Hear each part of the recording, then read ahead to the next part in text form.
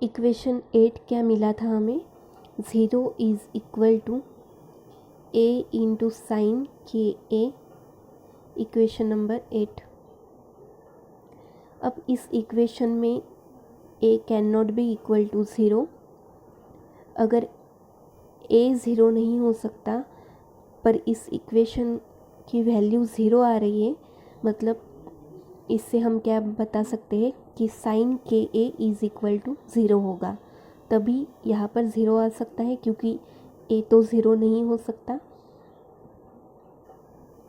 मतलब sign k A is equal to 0।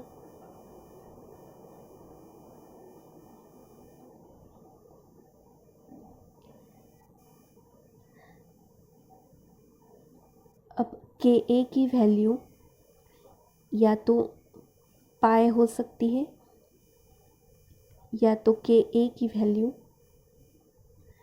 n पाई हो सकती है। ये हमने कैसे डिटरमाइन किया, क्योंकि जब हम साइन पाई लिखते हैं, मतलब साइन 180, तो उसकी वैल्यू कितनी होती है, 0। साइन पाई मतलब साइन 180, तो sine pi is equal to भी 0 होता है, मतलब k a is equal to pi हम बोल सकते हैं। ऐसे ही साइन एन पाई मतलब एन के जगह पे हम 1 2 3 ऐसे लिख सकते हैं। मतलब अगर साइन 2 पाई लिखेंगे, एन इज इक्वल टू 2 अगर लेते हैं, तो sine 2 pi is equal to भी 0 आता है। मतलब 180 इंटू 2, ये क्या हो जाएगा, साइन पाई 180 होता है, तो साइन 2 पाई क्या होता है, 360 डिग्री, और साइन 360 डिग्री ये भी 0 होता है। ऐसे ही n के जगह पे अगर हम 1 2 3 कुछ भी डालते हैं इंटीजर, तो उसकी वैल्यू भी 0 आती है। इसीलिए हमने यहाँ पर लिखा since sine n pi and sine pi is equal to 0,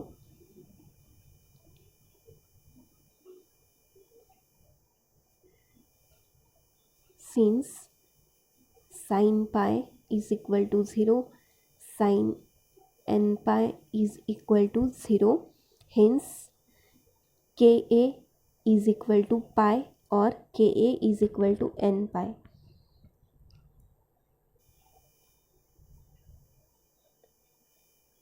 अब के की वैल्यू क्या आ जाएगी, n पाई अपॉन ए।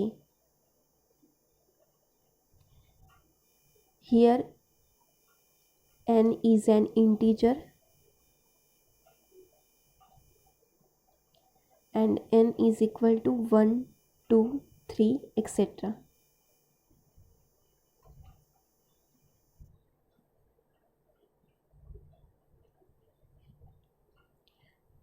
अब ये वैल्यू ऑफ के हम पुट करेंगे इन इक्वेशन नंबर 7। इक्वेशन नंबर 7 क्या था हमारा, psi is equal to a sine k x, ये था हमारा इक्वेशन नंबर 7। और ये है इक्वेशन नंबर 10। तो इक्वेशन नंबर 10 की के की वैल्यू हम पुट करेंगे इन इक्वेशन नंबर 7, तो हमें क्या मिलता है, psi is equal to a sine, और के की वैल्यू कितनी है, n पाई अपॉन ए, और x ऐसे ही रहेगा। सो ये फाइनल इक्वेशन हमें मिलता है। This is equation number 11। This equation number 11 gives a family of acceptable wave functions corresponding to n is equal to 1, n is equal to 2, n is equal to 3 etc. And these functions are called as eigen functions. इन्हें eigen functions भी बोला जाता है।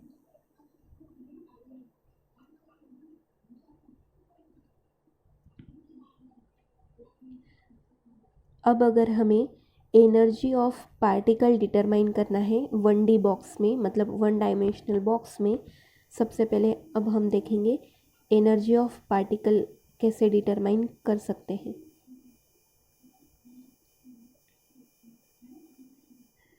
जो 1 dimensional box में हमारा particle move कर रहा था, उसकी एनर्जी लिखने के लिए according to equation number 10, equation number 10 क्या था, k is equal to n pi upon a, और अगर हम इसका स्क्वायर कर देते हैं तो k square is equal to n square pi square upon a square हो जाएगा।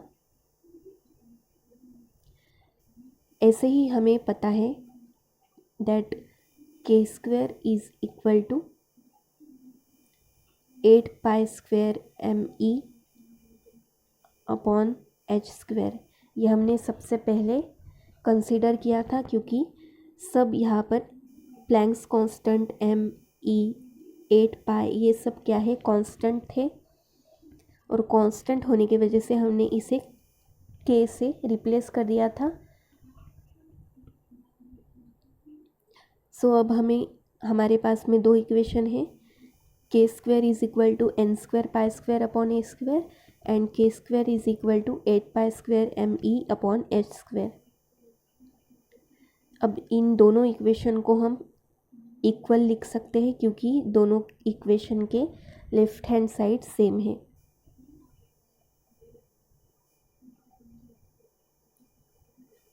अब हम यहाँ पर क्या लिख सकते हैं, that 8 pi square me upon h square is equal to n square pi square upon a square. अब यहाँ से हमें एनर्जी ऑफ पार्टिकल की वैल्यू निकालना है, तो इस एनर्जी को हम एक साइड ले लेंगे और पूरे इक्वेशन को इस साइड शिफ्ट कर देंगे। ई एन मतलब energy of any nth particle is equal to n square h square upon 8ma square. अब यहाँ पर ये कैसे आया, h square upon 8 pi square into m।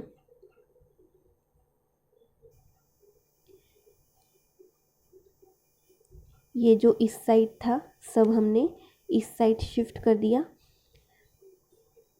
तो यहाँ पर क्या आएगा, h स्क्वायर ऊपर चले जाएगा और नीचे 8 पाई स्क्वायर m रह जाएगा, और ऊपर का पाई स्क्वायर और नीचे का पाई स्क्वायर कट हो जाएगा। हमें क्या मिलता है, n square h square upon 8ma square. इसी को हमने नीचे लिखा है that En is equal to n square into h square upon 8ma square. Here small n is equal to 1, 2, 3, etc. Now this equation number 12 gives allowed or permissible values of energy corresponding to n is equal to 1, n is equal to 2, n is equal to 3. So this is the equation for energy of particle for one dimensional box.